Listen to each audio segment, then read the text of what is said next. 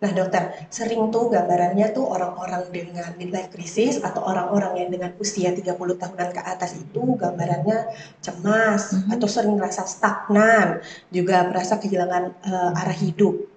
Nah, apakah curhat atau self help itu cukup membantu dokter atau pada kasus-kasus tertentu perlu dilakukannya bantuan obat? Kalau rasa saya masih bisa dia konseling atau masih bisa, komunikasi tapi sama orang yang kita Dipercaya ya dokter? gitu ya, rasanya sih bisa membantu.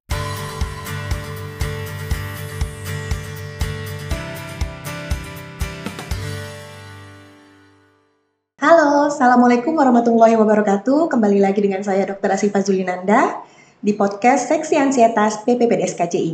Hari ini kita akan membahas mengenai midlife crisis, topik yang sebenarnya sudah menjadi obrolan umum di kalangan umur 30 tahun, tapi seringkali jadi hal yang tabu untuk dibahas serius. Banyak orang sering mempertanyakan tentang arah hidup, lalu merasa stagnan dan cemas soal masa depan. Tapi pertanyaan yang sering muncul itu apakah hal ini wajar atau berbahaya atau perlukah untuk diobati? Nah, untuk menjawab pertanyaan-pertanyaan ini, hadir bersama kita Dokter Psikiater Kota Medan, sekaligus guru saya, Dr. Cindy Siasarti, Magister Kedokteran Spesialis Kedokteran Jiwa, dan Dr. Andrew Handi, Magister Kedokteran Spesialis Kedokteran Jiwa. Selamat datang, dokter. Terima kasih Dokter Asifa. Iya, gimana kabarnya ladies first dulu mungkin Dokter Waduh, Cindy gimana kabarnya hari ini? kabarnya baik sih. Terima kasih nih, Dokter Andrew diutamain gimana? ladies first. Luar biasa ya dokter. Iya dokter, langsung saja ya dok. Oke langsung saja ya dokter. Nah kita ngebahas tentang midlife crisis. Midlife crisis ini tuh sebenarnya diagnosis medis atau sebenarnya cuma fenomena psikososial dokter? Oke, kalau dibilang diagnosis bukan ya gitu, karena kalau misalnya diagnosis kita kan anutannya ada gitu, tapi kalau di sini mungkin jatuhnya lebih ke fenomenal, sosial atau gambaran yang mungkin terjadi pada kelompok-kelompok usia tadi, yang di atas 30-an ke atas. Jadi memang gambaran yang umum sering terjadi di masyarakat umum ya dokter? Kalau dibilang umum belum tentu semua orang terkena sih, tapi mungkin bisa terjadi gitu, tapi kalau dibilang pasti umum tidak ya Dokter Andrew ya? Berarti umurnya itu di kalangan 30 tahun ke atas, 35 sampai 50 tahun ya dokter? Ya sekitaran 30 sampai 40-an ke atas. Kira-kira dokter, apakah ini ada kaitannya dengan hormon? Apakah ada kaitannya dengan masalah karir? Karena kan di umur segitu tuh masalah karir yang paling utama, atau ada kaitan dengan faktor sosial keluarga dan pertemanan? Mungkin saya menambahkan ya. Jadi sebenarnya kan kalau kita lihat, kita contoh aja atlet bola lah ya, atlet sepak bola.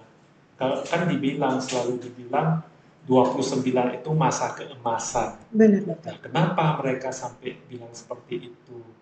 Nah, ternyata kalau dari banyak studi, ada hormon laki-laki dan hormon perempuan. Kalau hormon laki-laki itu namanya testosteron. Ya. Hormon perempuan itu namanya estrogen. Nah, apa itu hormon? Hormon itu suatu zat kimia yang mempengaruhi kerja dari sel-sel tubuh kita ya. Nah, jadi ternyata dari 30 tahun sudah mulai berkurang. Apakah itu testosteron, estrogen juga, itu namanya perimenopause. Nah, walaupun dikatakan menopause itu 45 ke 55, tapi mulai dari 30-an sudah mulai berkurang. Berarti dokter, masalah hormon ini sangat mempengaruhi ya ke sosialnya dan ke keluarganya juga pada akhirnya ya dokter? Kalau misalnya ke sosial ya tentu mempengaruhi lah. Misalnya kan kayak tadi kalau atlet itu kan tiba-tiba karirnya dia yang mungkin selama ini jadi pusat, tiba-tiba penurunan karir. Udah ada saingan barunya gitu juga. kan. Kalau keluarga mungkin ya karena si anaknya mungkin masih satu rumah, udah gede kan pasti keluar rumah. Udah sendirian lah nih orang tuanya. Jadi apa namanya dibilang nest loneliness syndrome gitu. Jadi dia anak-anaknya udah berkembang sendiri, dia pun sendirian nggak tahu mau ngapain lagi gitu kan. Kalau dulu dia sumber penghasilan untuk keluarganya, sekarang dia udah nggak lagi seperti itu. Atau mungkin karir ya Dokter Andrew ya, yang dulunya kayak tadi pemain bola lagi gemilang-gemilangnya, Mungkin karena udah ada Staminanya sudah berkurang. usia muda yang lebih baru, lebih kompeten lagi, ya dia juga menurun lama-lama seperti itu. Berarti kalau dari contoh-contoh tadi ya dokter, seringkali midlife crisis ini tuh dipengaruhi dengan tanda-tanda kecemasan ya. Ada rasa cemas lah ketika di umur 30 tahunan ke atas itu ya dokter. Nah, apakah ini memang selalu disertai cemas dokter? Atau ada juga kayak ada apatisnya, atau ada impulsif, atau bahkan bisa jadi depresi dokter? Bisa juga sih, karena kan gini, dia khawatirkan, ada yang dikhawatirkan dari masalah dulu, mungkin masalah perekonomian atau masalah karir, pasti adalah gambaran seperti orang cemas. Tapi kalau sampai menegakkan gangguan cemas, kita mesti kembali lagi menilai apakah ini kondisinya memang ujungnya jadi gangguan cemas atau hanya gangguan cemas karena faktor-faktor yang dikhawatirkan yang tadi, karena si midlife crisis tadi gitu. Oh, berarti memang kita harus lihat terperinci dulu secara personalnya ya dokter. Iya, benar. Jadi nggak bisa kita asal diagnosis nih dokter. Bukan berarti dia langsung midlife crisis, langsung gangguan ansietas gitu kan. Mungkin ada khawatirannya tapi tidak sampai mengarah ke diagnosis tersebut gitu. Nah dokter, berarti kapan nih kita bisa bilang kalau kondisi ini bisa membahayakan? Atau bisa tadi sampai jatuh ke dalam gangguan cemas atau bahkan sampai depresi? Artinya gini lah, biasanya kan itu tergantung dari coping ya. Artinya kan coping itu bagaimana cara seseorang itu beradaptasi atau mengatasi stresornya. Nah, kalau dia coping yang dia gunakan itu yang lebih ke arah negatif lah, misalnya kayak contoh tadi Dokter Siva mengatakan sampai apatis atau apa, misalnya nih impulsif, mungkin dia berpikir, loh saya pencapaian hidup saya ini udah mulai tua nih, bisa katakanlah dia 50 tahun ya kenanya. Saya udah mulai berusia, tapi banyak hal yang belum pernah saya coba. Nanti kok saya meninggal, saya kan nggak bisa coba lagi. Nah, karena rasa frustasi itu, kalau membuat dia jadi lari ke, mohon maaf, ke mencoba yang salah seperti narkoba, itu kan sudah ada cognitive error lah ya. Nah, itu mungkin dia butuh untuk konseling. Maksudnya, konseling itu bukan berarti harus minum obat. Bisa saja kita menawarkan pikiran alternatif yang lebih rasional. Nah, mungkin kondisi-kondisi yang sampai mengganggu seperti inilah yang sampai berdampak sampai kehidupan sehari-harinya, itu baru dia boleh pertimbangkan untuk cari bantuan. Karena mencari bantuan itu termasuk coping positif. Benar dokter. Nah, berarti sih dokter midlife crisis ini gambarannya bisa jadi sebenarnya harusnya refleksi hidup ya dokter? Bisa jadi ya, kurang Harusnya lebih dia seperti itu ya, seperti dokter? merefleksi apa yang udah dia laluin gitu ya. Berarti yang baik tadi kan kita ngebahas ada sedikit yang refleksi hidup yang di coping dengan baik, ada tentu yang dengan bentuk negatifnya. Nah, membedakannya ini dokter secara awam seperti apa? Jadi gini, refleksi hidup itu sekarang kita balik ya. Kalau refleksi hidup itu kan tujuannya itu adalah untuk mengembangkan diri, itu tujuan akhirnya. Nah, jadi selama yang dia lakukan itu pada taraf yang pengembangan dirinya, artinya dia jadi berpikir, reevaluasi sebenarnya yang siapa diri saya, apa makna saya dalam hidup, untuk apa saya hidup, tujuan hidup saya di dunia ini, bisa nggak saya berguna untuk orang lain. Apabila konteks refleksi dirinya masih dalam taraf itu, saya pikir itu masih baik-baik aja ya justru dokter? itu bagus, karena itu kan dia jadi lebih berkembang, menjadi lebih baik. Jadi Tapi punya sebaliknya kalau dia jadi kecemasan berlebihan ya di sini, mungkin jadi dia sulit tidur karena susah overthinking. makan jadinya ya. Betul Dokter Cindy. Nah itulah baru kita anggap sebagai suatu keterbatasan untuk dia.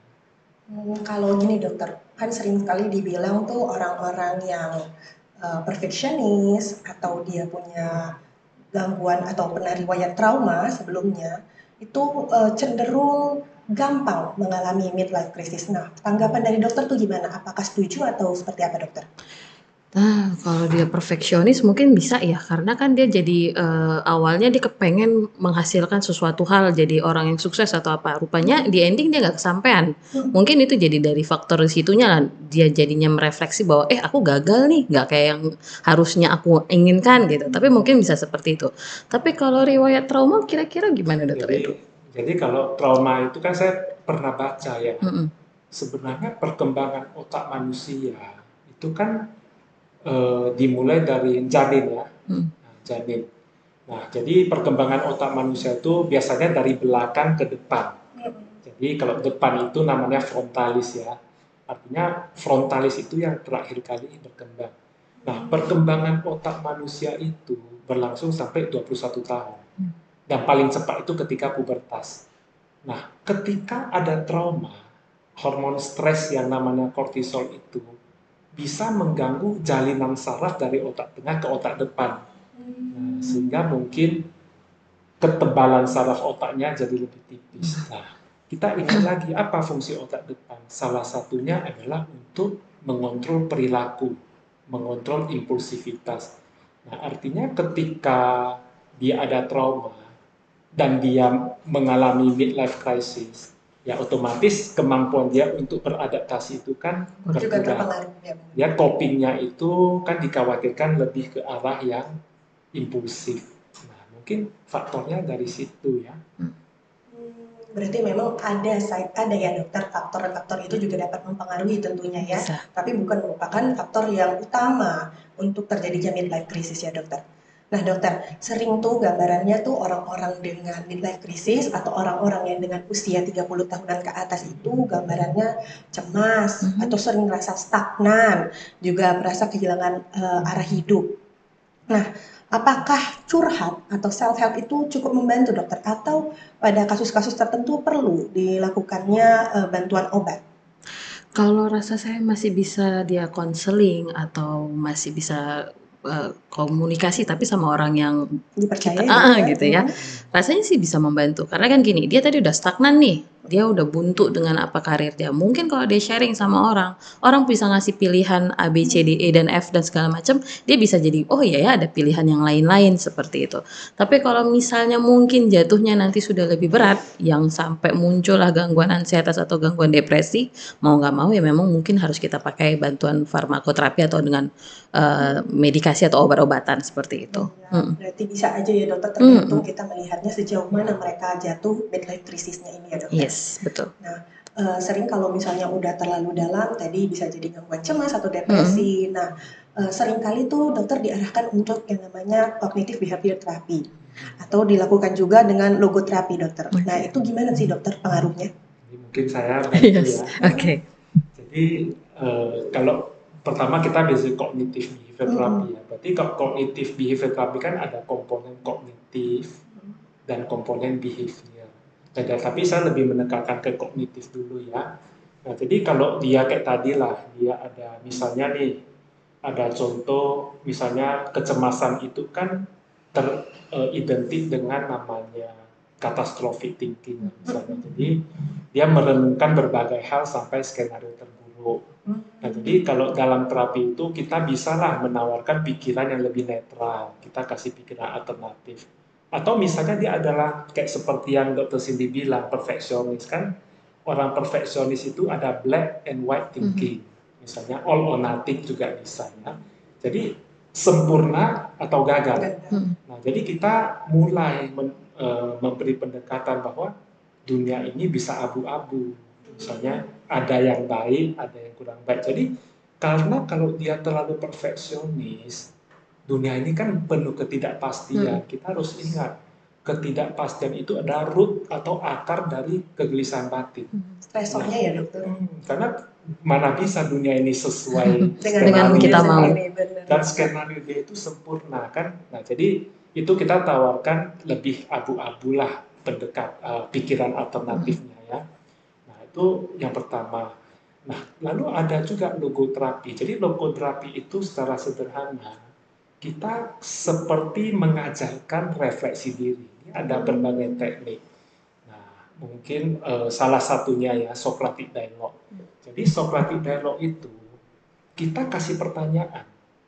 kita kasih pertanyaan, dan dari jawaban dia itu kita menanyakan definisi dari jawaban yang dia berikan. Misalnya dia jawabnya A, ya kita tanyakan lagi kenapa A, A ini apa. Nah, jadi kita membantu. Jadi dia bukan refleksi diri dari diri dia, tapi kita memfasilitasi dia untuk dia menjawab sendiri pertanyaan dia. Diarahkan ya dokter. Nah, jadi kita di Socratic Dialogue itu sebenarnya Socratic Dialogue itu bisa dilakukan oleh praktisi mental health, bisa psikolog, psikiatris dan lain sebagainya. Nah, itu artinya itu salah satu, ada 2 teknik lagi ya. Nah, tapi mungkin secara umum seperti itu. Nah dokter, apa sih yang bisa kita lakukan kalau kita punya orang terdekat yang sedang mengalami midlife crisis ini dokter? Langkah awalnya apa sih biasanya yang ditawarkan? Oke, mungkin kalau kita mungkin sebagai teman atau sebagai keluarga, baiknya sih mendengarkan dulu. Apa sih yang dia rasakan, apa yang dia keluhkan, validasi perasaan dia. Oh ternyata dia seperti ini, seperti ini. Jangan pula nanti, saya lagi kesulitan nih, anak saya udah mau masuk mungkin mau kasus menopause gitu ya. Menopause kan dilalui semua orang sih, gitu aja masa nggak bisa dilaluin. Nah itu kan lebih kita menjatuhkan dia gitu. Tapi mau lebih bagus kita merespon aja dulu. Oh iya ada yang dirasakan seperti itu.